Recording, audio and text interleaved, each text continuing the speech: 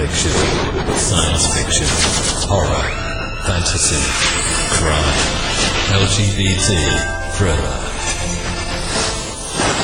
You have now entered the House of Mystery with your hosts, Eric Shapiro, David North Martino, John Copenhaver, and Al Warren. Heard on KTP 106.5 FM Los Angeles, 102.3 FM Riverside, and 105.0 AM Palm Springs.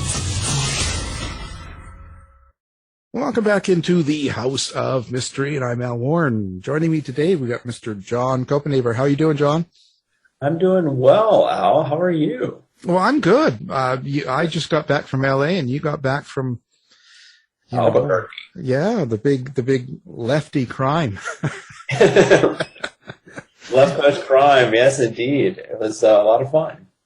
Yeah, it would have been. It looks like it was a good turnout. Lots of people. It was. I think people are so anxious to get back in person and see people and kind of have that feeling of community. And I mean the writers, but the fans as well. So yeah, the sort of spirit of the conference and the energy was high. So it was good. Yeah. Well, people are excited to get back at it and see people live and move around and stuff like that. I wasn't so excited about being back in LA, but and 4 flights, and it all comes back to you on the first flight about how much you hate flying. Yeah, I'll say that that flying, I felt like I was being folded into a refrigerator every time I got in a seat. I was like, this is just awful. I can't recommend flying, but no. I recommend traveling or getting to your destination. Yeah. Vancouver to LA, I was in one of those, there's 3 seats per side, and I was by the window, and I had 2 guys sitting beside me that were both 6'5" and probably 300 pounds. Yep. Never fails. I had lost my headphones, so I couldn't even listen to music. It was terrible. Yeah. I play the game of who am I going to be who's going to be sat next to me, I guess, the way of putting it. And I almost always don't get my wish. That's how it goes. Okay. Well, let's see. Now, we have got an interesting guest here. It's a friend of yours, isn't he? Yes. Great writer, Alex Segura. Well, let's welcome to the show. Welcome, Alex. Thank you for being here. Thanks for having me. I'm excited to chat. Well, and thank you, John, for the invite. Of course. So before we start grilling you, you've got quite an interesting history. So you're really into the comic book world, and I didn't know how to describe you as a writer. How do you describe yourself as a writer? Like, what kind of writer are you? I just say I write comics and novels. I write mystery novels. I write science fiction novels. I write all kinds of comics. I've written podcasts. I guess the technical term is like multi-platform. I do a lot of different things, but mainly I write novels and comics. How do those two connect in your mind? They serve each other in kind of subtle ways. When you're writing a novel, you're the absolute decider on everything. At some point, your agent's going to look at it. Eventually, an editor's going to look at it.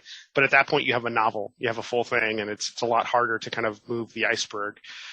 With a comic book, it's much more collaborative. I think the closest thing to it is playing in a band where each of you have an instrument and you're jamming and you come up with something greater than the individual parts. The writer of a comic book is almost like the screenwriter of a movie. You're talking about actions and dialogue, and then the artist is the director who chooses the camera angles, the style, the atmosphere, and that's a lot to give away. I mean, when you're writing a novel, that all rests on our shoulders as novelists. We set the tone, the pacing, all those things, and you rely on the reader to come up with the visual component. With comics, it's all there, so you almost have to pull back on the literal words on the page because you've got this great resource in the artist. So I like it. I like both for different reasons. Sometimes I want to be in complete control and I have a very distinct vision, like with Secret Identity, and even that has its collaborative aspects. But with a comic, you want to kind of jam with somebody else and see what you can come up with together. And I've always been a collaborative writer.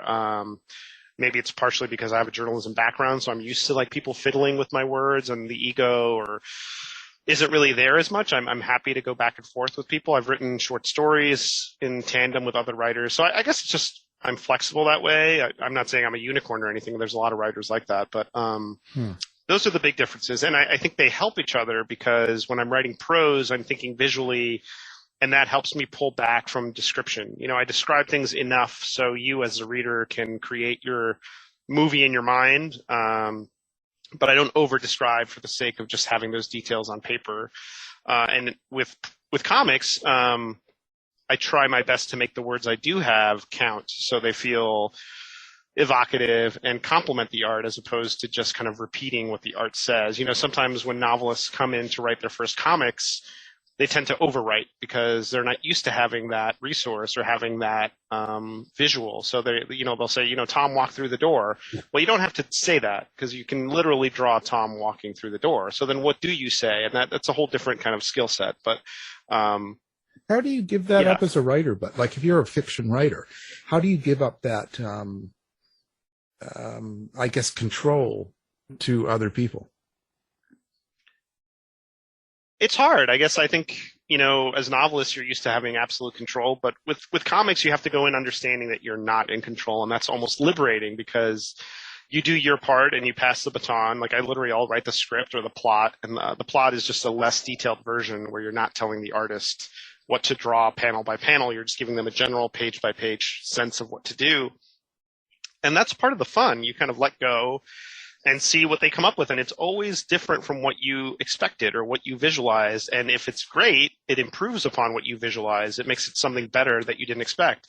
There's instances where the artist, you need to nudge them in a certain direction or you have to have some conversations. But 9 times out of 10, it's better than you'd envisioned. And that's the fun of comics, that you're kind of creating this thing collaboratively and it's becoming something wholly new that you couldn't have done on your own. Well, let's talk about that 1 time out of 10. Have you ever worked with someone that you just thought was just getting it wrong from what you thought it should be? And who was it? No, I mean, it's never been a situation where I'm like, oh, this is bad. I think it's, if anything, my rule of thumb is if I'm working with an artist for the first time is I go full script, or at least ask them and say, do you want me to do full script? And all that means is like it's written like a screenplay. Mm-hmm. And you say, page 1, 5-panel page, we're inside the apartment and John and Alan are having a heated conversation. Panel 1, John raising his arms, screaming. You just get into a level of a minute detail so the artist is going to hit the things that you have to have in the story. So I've never really gotten into a situation where the artist just totally bombed and I just had to like really kind of recalibrate what I was doing. But, sometimes you have to have more conversations with an artist than you other times. And when you work with someone a few times, you kind of create a rhythm together. So there are artists that I've worked with a number of times that I don't have to explain everything to that level of detail. I can say, okay, page 1 is going to be the lynx jumping across a few rooftops, and then she throws a star and catches the thug, and he falls down, and you close the page with a close-up on the lynx looking surprised. And you can have that kind of shorthand because the artist is going to deliver and pick up on the things you want them to deliver on. So basically, you're not going to tell me who you didn't like working with. I don't do that. Alex, I'm really curious just because, moving between 2 different forms, but they're both being narrative forms. Does it ever help? Does one ever help or inform the other? Or maybe get in the way at times, like you're trying to shift your mind into novel writing mode, and you've been, thinking in comics mode. Like, what's the relationship there? I'm curious. Yeah, that's a great question. I like comics because they're short bursts in terms of the time that I have to put in to create an issue or a script or a plot. And obviously, we all know novels are this immersive, all-consuming thing. Like, when I'm working on a novel, that's just what I think about all the time. I go to bed thinking about the novel. I wake up thinking about the novel. I have to do things like feed my children and survive and go to work. But, it becomes this all-consuming thing in my mind. And, I create like thousands of song playlists, like just so I'm thinking about the book. Whereas with comics, I do think about them, but it's much more, it's like putting a puzzle together. It's like I have 20 pages. Only so many things can happen on a page. I can only have so many panels on a page. I can only have one action per panel. I can only have so many words per balloon on a panel. It becomes, I don't want to say it's algorithmic, but it's something much more mathematical to putting a comic together, like the pacing of it, at least if you're doing like an action or crime or superhero story. Whereas with a novel, like the blank page is this huge stressor, and it's also amazing. It could be anything. The potential is limitless. So, I would say novels just dominate, and that's my alpha project. Like that's what I'm really like thinking about 24/7. And comics are important to me as well, but I can kind of pop in and pop out, and it's not nearly as paralyzing, I guess, Right. in terms of like my brain. The comic book world's really come a long way over the years.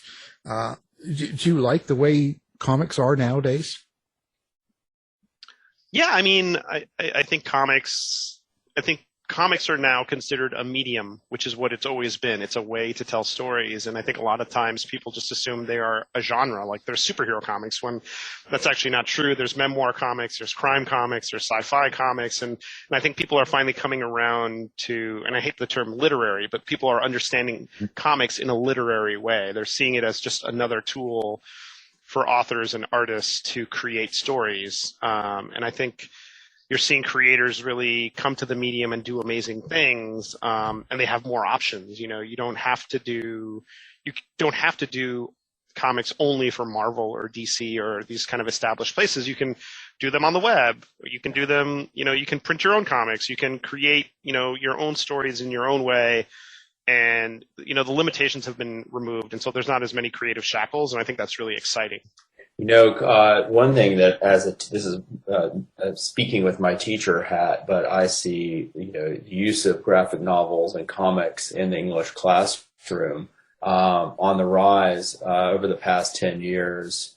And I currently teach students with dyslexia and related learning differences, and it's just like amazing what I've been able to accomplish because of well-crafted graphic novels. And so, I mean, it's sort of in terms of education, it's kind of found this interesting place. That's great to hear. Yeah, it really has. I think, I learned a lot. I was a reader that started with comics as a young child. That pairing of visual with words was such a great doorway into loving to read. And, when somebody asked me, like, what, should kids start reading with comics? I'm like, whatever gets them reading is good to me. Whatever gets your brain working and gets you into the habit of reading and makes you love reading, that's the way to go. And I think that's a very unique way of telling stories. Like, you have the visuals there, you have the words there. It's such a fun doorway. Yeah, absolutely. Do you like the way comics have been transitioned into like TV shows and movies and series and things like? Do you think they do a good job turning them into something different? Yeah, I mean, I think it varies. I mean, there's a great adaptation that departs from the source material but is still amazing. Then there's shows that adhere to the source material and are also amazing. I think it's I try not to think of it in these all-encompassing terms, like are adaptations good or bad. I think overall it's great to have more awareness of the stories, because anytime you see a show like WandaVision or Ant-Man, not Ant-Man, but or Peacemaker, it gets people interested in the source material, and it gets people kind of coming to comics, which is always good. So now your book, Secret Identity. Let's talk about that. What's the basic premise of this book? Yeah, Secret Identity is set in 1975 New York, and it tells the story of Carmen Valdez, who's a queer Cuban-American woman who moves from her hometown of Miami to New York to work in comics, which is her dream. She grows up reading comics. It's a very strong touchstone between her and her dad. She has a lot of strong memories of going to, the pharmacy and picking up comics, and her dad learned how to speak English by reading comics. So she gets a job as a secretary at this third-rate publisher called Triumph Comics. And this is a different kind of industry than comics today. Comics weren't seen as this literary thing or this pop culture phenomenon. It was very disposable and fleeting. There were no comic shops. There weren't really conventions at the time. So it was a very kind of rickety industry, that people didn't know if it was going to survive. And so Carmen is a fan, and she joins Triumph as a secretary, and she's pitching her boss, who's a little bit of a blowhard, this guy Jeffrey Carlisle. And she basically makes it clear she wants to write. And it comes to a head early on in the book, and he says, look, I have a line of people out the door, of friends that I have to keep fed with freelance, and I'm just not going to give you any work. How would it look if I'm like giving my secretary work? It would just be weird. And then so it's obviously a low-grade misogyny that in his eyes he's doing her a favor, because he tells her, hey, I have plans for you.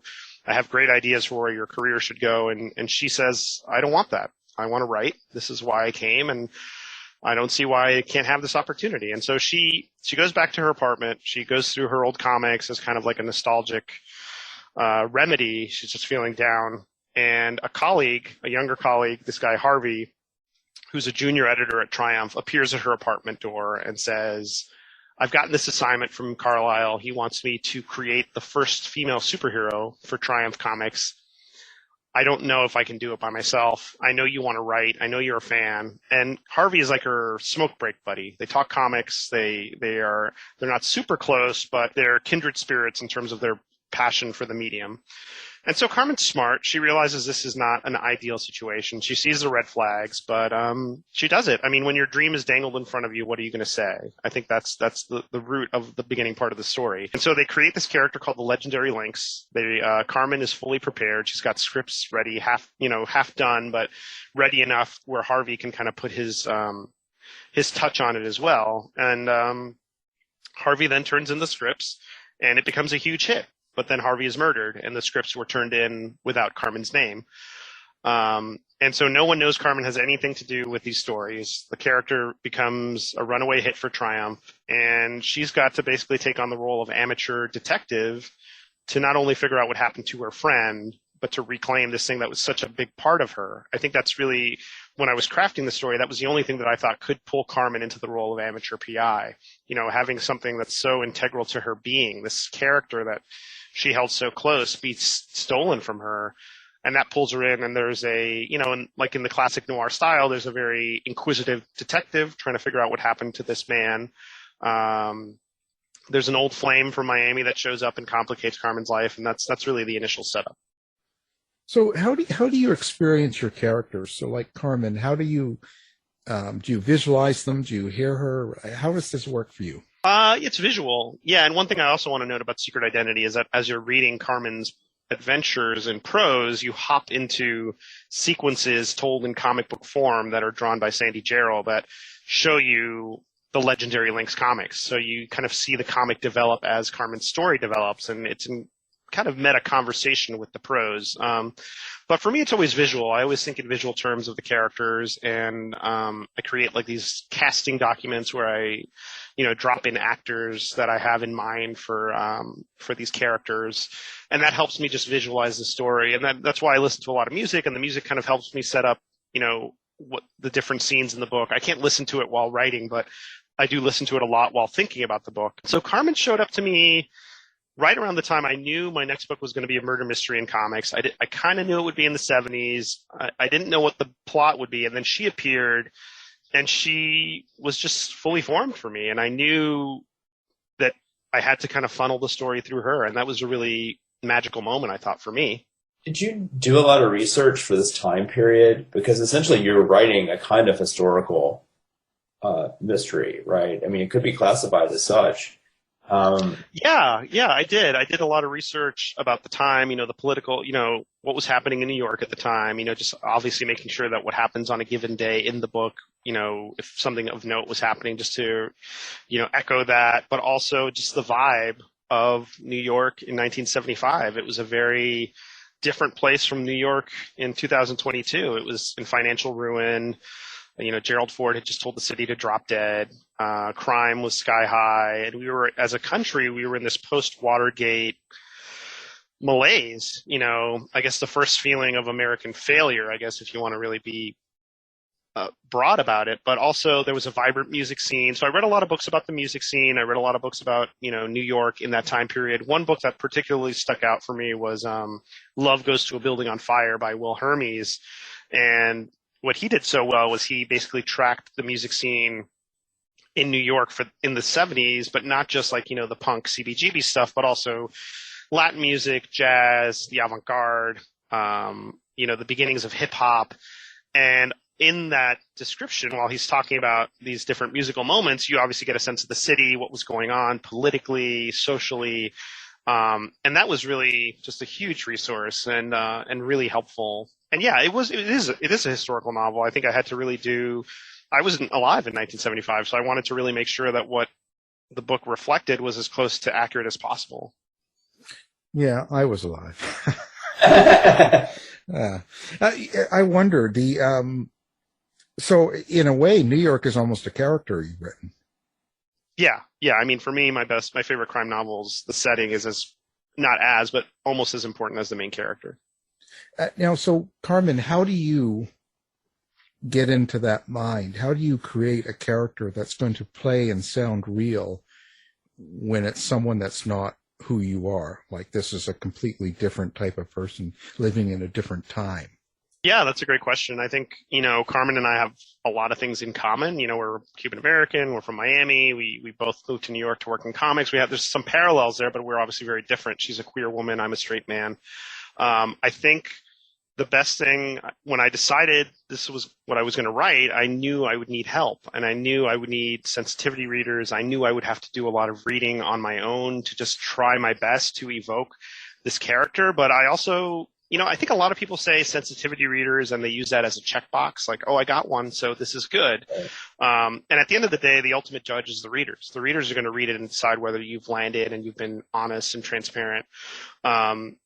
So for me, it was really taking the notes, and I got notes. I mean, I had queer women sensitivity readers. I had women that worked in comics as informational interviews during the time that they worked in comics during the time, that gave me insight into what it was like to be a woman in comics at the time, or just a woman in publishing at the time. And I just tried my best to listen, with the understanding that I'm writing a mystery, and that's what it is. And so I didn't try to tell that Carmen's definitive experience as a queer woman. It's not my place to tell that story, but I think in terms of representation and in terms of bringing some variety to the protagonists of mystery novels, it felt like it was a good thing to do. And I just tried to be thoughtful about it. I did as much reading as I could. I spoke to as many people as I could, and I shared the manuscript at various stages. And I just tried to be mindful that I was writing outside of my experience, and tried to be as transparent as I could be about it. I was on a panel at Left Coast Crime, which I'm not going to remember the exact title of it, but it essentially was writing characters who you aren't, and there were all of us had written characters that were different than us, and I write from a straight female point of view a lot, and I think it's really interesting because a lot of the audience, we got lots of questions like, well, are you worried about writing something that you aren't? Is this something that is always worrying you or holding you back? Or something you feel like you're going to be called out for. And I don't know, when you were, clearly you've done a lot of research and sensitivity readers, but it was certainly something I had to think a lot about. And it sounds like you've gone through a lot of those same thoughts. But do you ever have a reservation or anything along those lines, or how do you feel about that? Yeah, I think my concern was mainly just doing it well and doing it right. And I'm glad we're talking about this, because it's one of the things I was like, I should talk to John about this, because we were kind of running parallel paths with our books, at least in terms of writing outside of our experience. But yeah, I mean, the criticism, your books are always going to be criticized for one thing or another, but I definitely wanted to make as much of an effort as I could to do it as right as possible, or as well as possible. And so I think a lot of that comes with having people read it and having people give you notes on what you might be missing, because it's just not my experience. So I can't think of everything. And so that was my main concern, trying to do it justice and trying to do it well, under the umbrella of writing a mystery, Yeah, absolutely. Do you write the same for your characters in comics as you would in a mystery book?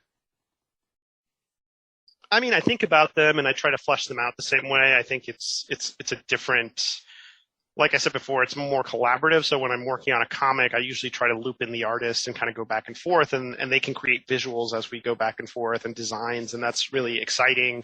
When I'm doing a novel, I don't have that resource, so it's really up to me in terms of like visual cues and vision boards and things that get me thinking about the character and developing them. For me, it always starts with character. If the character's not compelling, and if I'm just working on a plot, I get bored. And if I'm bored, the reader's probably going to be bored.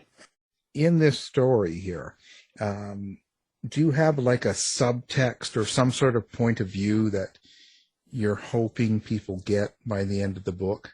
It's interesting. I think the theme, Carmen, it's about her reclaiming something that's really special to her, this character and this idea that she created it in secret and she needs to reclaim it. I think it's really about ideas and who owns ideas and who controls them, and they're often different things. And so it is a little bit of a meta commentary on IP, especially IP at the time. And it's kind of why I felt the need, after finishing this book, to write another one set in that world, because I think there's more to be said about it, and more to be said about it in the modern day, like the commodification of art, and what it means to be a fan versus a creator, and what's the line there. But it's all wrapped up around, hopefully, a murder mystery that keeps the pages turning. And I hope for people who are comic fans, they read it and get a kick out of it because they see all these little Easter eggs and also have a good time with the mystery. And on the flip side, for mystery readers, I hope there's enough there that you leave the book intrigued about this medium that maybe you haven't spent much time with. You mentioned you listen to a lot of music, and that gets you kind of going with ideas and creative process. What is your process in the sense of, are you the kind of guy that, okay, so there's nobody home between 10 and 2 today, so I can sit down and write, or do you have to be in a certain mood? Does it just work for you or not? I try to deceremonialize the process as much as possible, because I wish I had, like, from 10 to 2, that sounds like a dream scenario. Usually I'm writing in spurts. So it's like, okay, I have 20 minutes because my son's playing in his room and my daughter's napping, and I can kind of crank really fast, or I have a few minutes before I have to start work. I can, start outlining this. So it's really about how quickly can I go from realizing I have this pocket of time to tapping away at the keyboard. And so a lot of that, I try to eliminate any kind of ceremonial stuff, like lighting a candle or putting on mood music, or, things like that. Like, and it's not to judge. Like, I know a lot of writers have their method, and my method is, how quickly can I open the laptop and start working? Like, my novel document's always open. Like, thank God for autosave. But yeah, it's always the quickest path to the writing is the one I try to take, because I just don't know how long that window of time is going to be. John, do you burn candles? I do. And first, I have to clean the house. And Yeah. Well, then I have to mow the yard, and then Yeah. But that's true. I'm a little more precious about it, but I admire, like, the ability to sort of find that I just grab the time when it's there. It's something I need to be better at, frankly. I tend to. It's hard. Yeah, it's hard. It's hard. And I tend to, like, have to warm up. But maybe if you're just in the habit of doing it, then you get over this sort of idea that you have to warm up to it. But yeah, and I go in also knowing, and you probably do too, you go in knowing that first drafts are going to be bad, and I'm just vomiting words onto the page, and eventually I can come back to it. I'm just laying the foundation and putting up the framework of the house. Eventually I'm going to go in and paint it, and move the furniture around, and hang up some paintings. But for now, it's really just structural, and I'm an outliner. I don't know if you outline heavily, but I'm a pretty strict outliner. But I try to give myself enough wiggle room that if a character really shines and appears interesting enough, that they can move through the outline and change things without disrupting the process. Yeah, I used to be not necessarily start off with an outline, but then about somewhere between 70 and 100 pages in, really nail things down.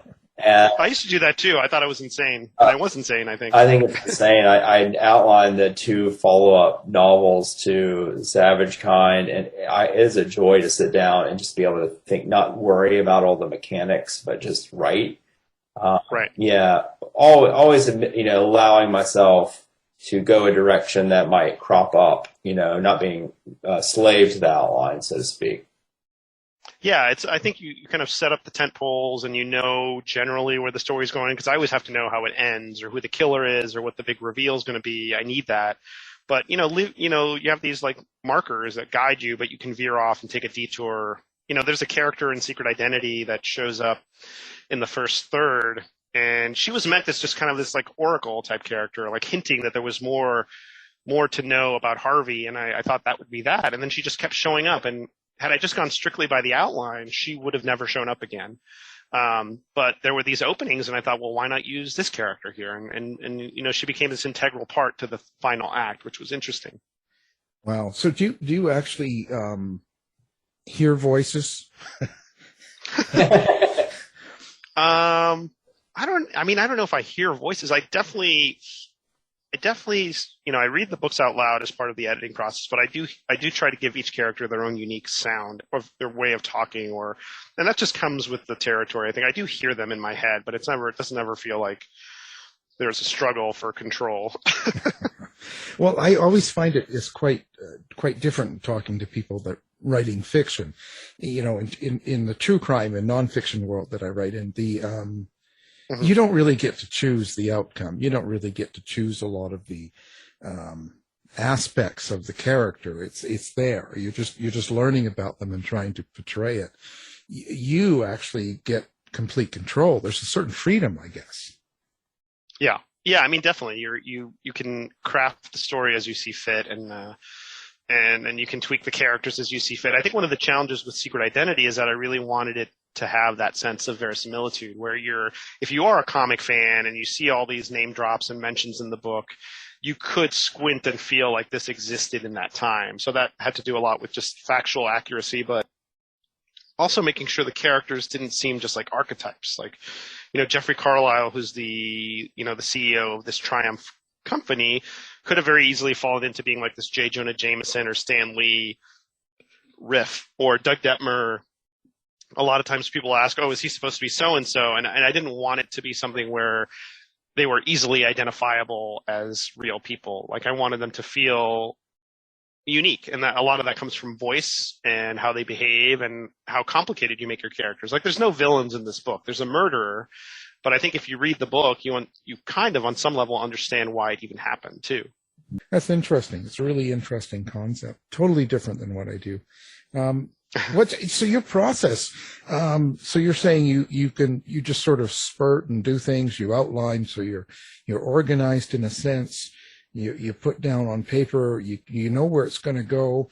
But again, does things in your life going on around you, does that affect the mood and how you write? Yeah, the pandemic was challenging. I think I poured myself further into work, and that made me more productive. But I think at a certain point during the pandemic, you also realize, like, I need to take a break. We all respond to stress in different ways. My inclination is usually like, let me just hunker down and work harder. And I had to, there was a point where I just had to kind of slow down, because, working harder doesn't fix any external things. But in terms of what's going on around me while I'm writing, I just try to make the most of the time I have when I'm able to write, because, like I said before, I don't know when that bubble's going to burst, when I'm going to have to run and do something else, or, I have a day job, so that takes up a good amount of time, and there's only so many hours in the day, though, we try to fudge that as much as possible, but, I try to maximize my time. And so, if I'm not feeling well, or, stressed out or what have you, I try to, I love to write. So there's also that, I think at the end of the day, you have to sacrifice some things to get to write, but it's good that the actual writing is so much fun for me most of the time. So it actually is a balm against bad moods and frustrations and things like that. It's a nice release from that. I don't know if I answered your question there. Well, I'm just trying to dig into there and see how it goes. Like, because some writers will say, well, I can just turn it on. Like, they've got 2 hours, they sit down and write, it's done. And other writers are, no, there's this anti-mask rally going outside my house. And Yeah, I think I'm more in the I can just turn it on mentality, but it's maybe if it's sometimes it's a little harder than it should be. So you mentioned music a lot. So what does music do for you in your process? Music like, the vision board and things like that just helps me visualize in terms of thinking of the book cinematically. Certain songs will tee me up to think of certain scenes in the book, and I start to move the songs around, and then I have kind of a musical narrative, which this sounds crazy, but it works for me. I basically create a soundtrack for the novel, and it's not necessarily songs that are mentioned in the novel at the time. Like I mention a lot of music in my books. They very rarely correlate to the music in the soundtrack that I'm building as I write. And so really it's just to kind of get my brain working and thinking of the book and thinking of the characters and thinking of them interacting. And it's not like dialogue or, I'm not watching a movie in my mind, but I'm seeing kind of vignettes of the book. And that helps me when I come back to the document, fleshing those out and adding details or things like that I kind of visualize while listening to music. Do you ever go back and look at some of your writing and want to do it differently, change it? Yeah, I mean, that's why I tend to avoid rereading my older books. I mean, I'm proud of them, but here's an example. Like Silent City, my first novel, finally came out on audiobook recently. And so I was listening to it and it was cool to listen to, but I think as writers, we just want to move on to them. I'm of the mind that let's go on to the next thing and be proud of what you did before. But, I'm not big on just being retro about it. Yeah. I think that doesn't really serve a purpose. Like, hopefully we're always growing as writers, so it'd be nice to think that the book, the next book's going to be better than the last. Yeah, my new book's always my best one. Right. Well, there's always that self-consciousness, right, too. Plus, because you learn as you go, and then you look back at something you did a few years ago, you're like, oh, well.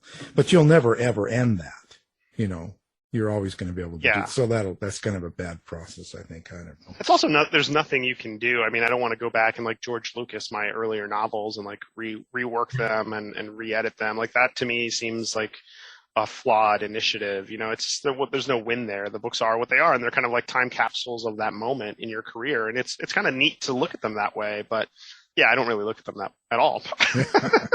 Yeah, it's better that way. How do you like to interact with readers or with fans and stuff like that? Are you big on social media, big on reviews, website? Like what do you got going on?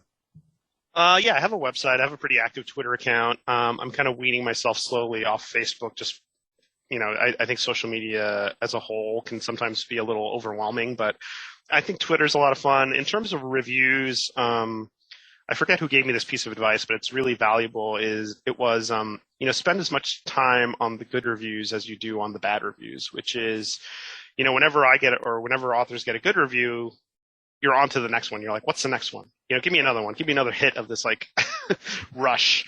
And when you get a bad review, you dwell over it. You kind of read it over and over again and kind of wonder what happened. And so I try to strike a balance and, everyone's got their opinion. I don't engage with reviews, good or bad, especially on places like Goodreads. And, Goodreads is meant for readers. It's not necessarily a place for authors. I think authors, you can have pages there and interact to some degree, but I mean, everyone's entitled to their opinion, and I try to just let those things breathe. And I engage with readers on social, and if they tag me in a review, I'll thank them for reading. And I'm always appreciative of readers because I'm still in that mindset, even like 7 novels in, that someone spent money or time to read my book, and that's really flattering. Even if they didn't like it, I mean, you spent time. I appreciate that, and I try to kind of keep that vibe. I'm just thankful people are reading. Sean, you write Yeah. Sean lights a candle if someone gives him a bad review. I hunt them down and kill them. I use them in my next book. Yeah, I mean, that is a true crime. Yeah. Well, I just wonder. So, what is your process when you get blocked, or do you get blocked? I hear some of the authors we've had on say, well, they don't believe it. I've had authors say there's no such thing. It's just laziness, and others swear by it, and they get totally blocked. Do you have that problem? I wouldn't say for a second there I thought you meant on social media. I was like, well, I'm sure I've gotten blocked, but I hope I didn't. In terms of writer's block, I mean, I just have to work through it. I just have to find a way to work through it, and usually my method, it never feels like, oh man, I'm blocked, I can't write. It's usually just the words aren't flowing as easily as they should be, or I'm just feeling not as efficient at it. And what I do then is I just step away and do something completely unrelated, whether it's like take a shower, do the dishes, take a walk. And that's usually when I kind of pop on my playlist and start thinking about the book.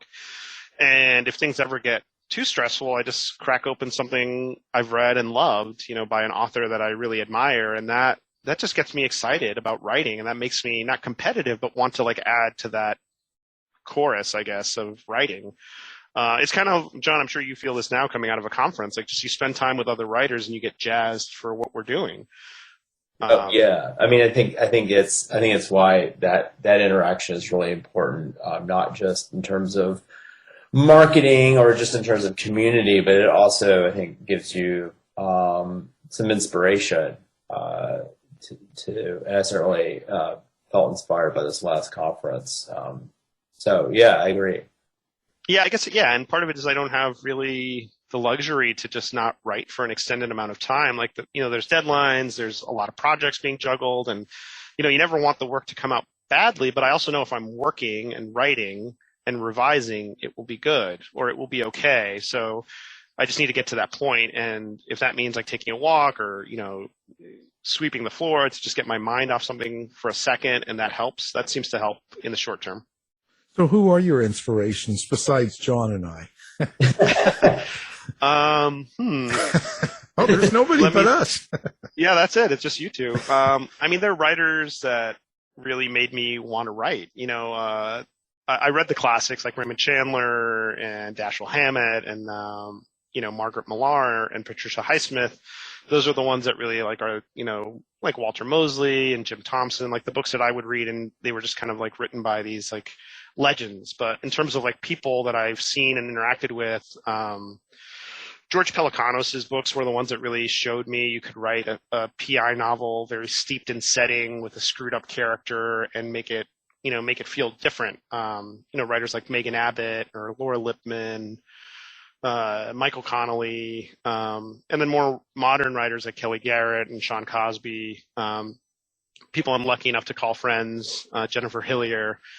And, that's what I love about the community is that it's ever evolving. You can meet someone you idolize as a writer, and then they start to talk to you as if you're a peer. And that blows my mind. Like I was on a panel with Laura Lippman and she was interviewing me and I was like, is this happening? Like, is this really happening? That, it's just wild. And then on the flip side, there are opportunities to mentor writers. And, I try to be as active as I can in that space, whether it's doing something like Pitch Wars or being active in Crime Writers of Color or Sisters in Crime or Mystery Writers of America. Like, I want to be as present to other writers as they were to me when I needed like someone to, just give me advice. I remember writers like Brad Meltzer or Dwayne Straczynski or Greg Rucka that are Megan Abbott, people that were willing to give advice for little return, just doing it because it's a nice thing to do and you're helping someone kind of at an earlier point in their career. And I try to do the same as much as I can because I think, you just pay it forward. What do you think? What's the best piece of advice you'd give someone that is writing, but actually hasn't gone to the publish button yet? So what do you tell them to do? Two things. One is finish something. It sounds simple. It is not simple. I went through a long time out of college where I would start a million things, start a short story, start a novel, start a comic book, and then you get bored, as you will always get bored. Once the idea becomes work, it gets less exciting. You get bored. But you really can't play until you have something done. And whether it's a short story or a novella or a comic script, you need to finish it, and then you need to go back and rewrite it and make it better. And that's the initial hurdle. And only then, after you've kind of polished it off, can you really get to the next phase. And I think in terms of that, my advice is, no journey is identical. Everyone says, well, you get an agent, then you sell your book, and then you have a book, and then you sell your second book, and it goes like that. I wrote my first novel without an agent, and it was published without an agent by this very small press in New York. And then off that, I got an agent, and then she negotiated my deal with Polis Books, which published my first 5 novels. And so I guess my advice is that it's not linear. There's no recipe for how to do it. You know, people do it in different ways. People change agents, change publishers, change, you know, just find the thing that works for you and be mindful that, you know, you can look at other people's paths and admire them, but you know, there's nothing to be gained from just being jealous and seeing like, oh, well, they have it and I don't. It's not fair. And, you know, it's just not how it works. Like everyone's coming at this at a different speed. Right. So someone that's never heard of you before, which I find very hard to believe, what one piece of work would you say best represents you, or what would you lead them to? They could only pick one work. What would you tell them to read? I think it would be Secret Identity. I think it's a culmination of a lot of things. You know, it's a love letter to comics. It's a love letter to noir, a very specific kind of noir, like that Patricia Highsmith, atmospheric, flawed character noir. It's got comics in it. It's got connections to my hometown of Miami. It's got a strong protagonist. It's got pretty much all the things of me in one book. So, Well, you know, did it turn out like when you first have a book in your mind and you're kind of outlining it, beginning and how it ends and kind of the big things going on, did this book end up like it was your vision at the beginning? I think it became more complex in a good way, more textured, more layered. I really enjoyed spending time with the characters, and it became much more of a character piece than a plot-driven mystery. Though the plot is there, and the mystery is there, and there's the payoff and the conclusion, and all the things you need for a mystery. But it really became more about Carmen and her quest to get this character back, and that to me felt really resonant in a way that I wasn't expecting. Well, so let's give out your website and all the information. So where do you want people to come find you? Sure. My website is alexsegura.com, and you can find me on Twitter at @Alex_Segura, Segura. And I also have a Facebook author page and an Instagram at @AlexSeguraJR. Great. We'll have that linked up to our site, of course, so people can do Awesome. one click and they can find you and stuff. Any Tinder or Grindr or anything else to give out? Or No. Okay. Happily. Well, I always give the option. So what's next? What's next for you, Alex? What's coming up? Yeah, I'm working on a sequel to Secret Identity that's set in the modern day. It's going to feature a new protagonist, and Carmen will be a character in the sequel. It'll have comic book sequences as well, but this is very much the other side of the coin. Like if in 1975 comics didn't have any idea of what to do with characters and IP, they were fleeting and not, you know, not important. This is the opposite, you know, where every shred of IP is, you know, exploited and profited on. And what happens in that scenario where you're given the opportunity to write a character you love, but you find that the underlying story of that character is rooted in something a little more devious or dangerous, and that's kind of the crux of the next book. Well, that's interesting. Well, you're an outline guy, so you kind of outline this sort of stuff. How does that work in a sequel? I think the challenge, I guess if I didn't hate the term, I'd call it more of a pseudo sequel. It is a sequel, but it's not the kind of sequel that, you know, if you don't read Secret Identity, you'll be completely lost. I want it to feel like its own thing. And that's the challenge. That's really the challenge, to make the sequel feel like it stands alone. And you would benefit from reading the first book in terms of like little nods and little details that you wouldn't get without it, but it can also be its own thing on its own. Yeah, because if you bring in some of the same characters, you've taken them through a journey in your first book. So like Carmen, how do you get people up to speed on her? I think you just have to kind of be creative with how you relay that. You don't want to have like pages and pages of exposition where the new protagonist is just like, well, here's Carmen Valdez who you know, and that was one of the things with Secret Identity. I didn't want it to become a Wikipedia collection where it's like I mention a comic book creator and then I have to drill down and explain the bio. I wanted it to be something where you're just getting the atmosphere. Like on Mad Men, you don't get every bit of advertising explained to you, or, you know, you're just riding along and kind of absorbing the details. And so I try to do it that way. Do you like a lot of the noir? How do I say this? Do you like a lot of the more modern mystery crime writers today over years ago? Yeah, I mean, I think I think we've got such a great diverse lineup of authors, not in terms of storytelling, in terms of the stories they are telling, their backgrounds. I think it is a golden age for us. I mean, you have the cozy subgenre in particular is becoming so much more diverse than it was even 5 to 6 years ago. Or you're just seeing there's so many different kinds of stories. I feel like readers are so lucky to have so many different voices, and I think it's only the beginning, and I think we need more of it. Do you like the current publishing world, like Amazon and Ingram Sparks, the way it's kind of split now? You've got a lot of the online sales, and then you have bookstore sales. I mean, I think indie bookstores are the heart of the industry. That's the stuff that's going to stick around. Those relationships with the people that are actually going to hand sell your book to a reader. I think Amazon is what it is. I mean, it's the biggest bookseller in the world, but it's kind of through an algorithm. So that's the inherent challenge. Like, how do you connect with readers when you have to go through this algorithm? And it just is what it is. But I think the best thing for a book is word of mouth, and that's going to come from readers talking to each other, from booksellers talking to readers, and that's organic, and you can't really fake that. So. Yeah, it's like the drive-through. Come on, Amazon.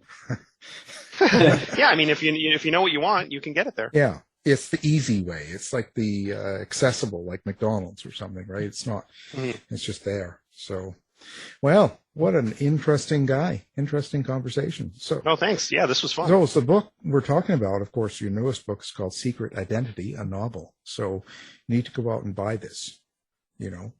Alex needs to quit his day job. Yeah.